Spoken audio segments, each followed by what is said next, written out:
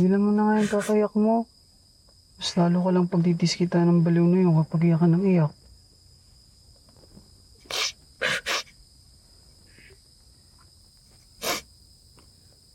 Ang laki naman ng galit sa'yo ng baliw na yun. Para saktan ka ng ganito. Grabe siya.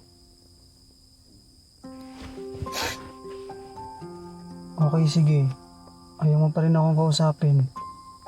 Pati ba naman dito, tataray ka pa rin. Ako na nga lang kakampi mo. Dededmahin mo pa ako. Paano kita kakausapin? I mean, Tay, tapos inaaway mo ko? Inaaway agad. Kinakausap ka lang. Tinatanong ko lang kung anong nangyari sa'yo. Chinecheck ko lang kung may boses ka pa pagkatapos mo magisigaw kanina. Nakukuha mo pang magbiro. Hindi mo nga alam kung anong pwede mangyari sa atin pero napakakalmado mo pa rin. May mangyayari ba kung matatakot at iiyak ako? Wala naman, di ba? Tsaka, kahit ganito lang ako, nag-iisip din ako ng parang kung paano tayo makakalabas dito. At tsaka, nag-aalala din ako dyan. Sugat mo. Wala tong sugat na to. Mas masakit pa yung mga sugat sa puso ko.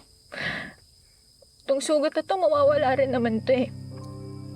Pero yung mga sugat sa puso ko, hindi ko alam kung matatanggal pa ba yun.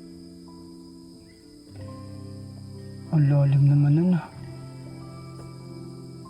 Sabi nga ni nanay, kapag nasugatan daw yung puso, mag-iwan daw yun ng peklat.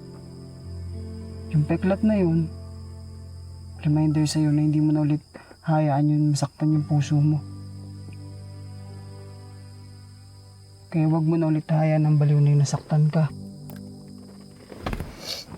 Aray! Sorry naman. Sorry, masakit kasi. Alam mo, para hindi mo na mamalayan yung sakit, isandal mo yung ulo mo sa balikat ko. Oo.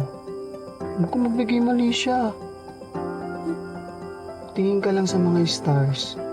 Tapos pag nakita mo na yung ganda nun, promise hindi mo na mararamdaman yung sakit.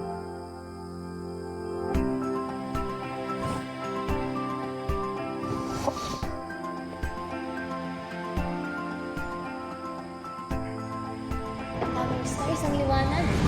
Siguro kung magiging star ako, kahit maliit lang okay na. At least may spark, diba? Ako? Yung isang yun, oh. Yun! Shining, shimmering, splendid, super ningning. Ganda, pero parang okay naman, masyadong maliwanag.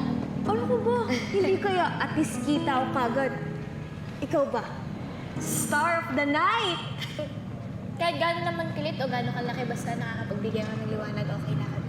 Yung mga bituin sa langit na gusto ko, nandito na sa lupa. Kayo yun. Sinari talaga, hindi ko pa iyak. Kaya nga siya yung superstar natin. At siya ang panlaban natin sa Negastar. Star?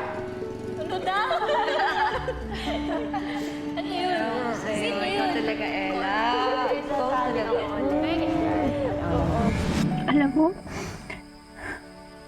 ito yung paborito namin gawin ng mga kapatid ko. Yung tatambay lang kami para manood ng stars. Tapos magwi-wish kami. At lahat ng wish namin, nagkakatotoo. Alam mo ba kung bakit ako naglalakad kanina? Kasi papunta ako sa tita ko. Kasi iniiwasan ko yung nanay at mga kapatid ko. Kasi galit ako sa kanila. Ayoko silang makita. Pero ngayon, mas natatakot ako na baka hindi ko na sila makita ulit. Alam ko sa sarili ko na kahit anong mangyari, mahal ko pa rin sila. At gusto ko pa rin silang makita. Sana pakinggan ako ng mga stars ulit ngayon. Sana makauwi na ako sa pamilya ko. Sana makita ko na sila ulit.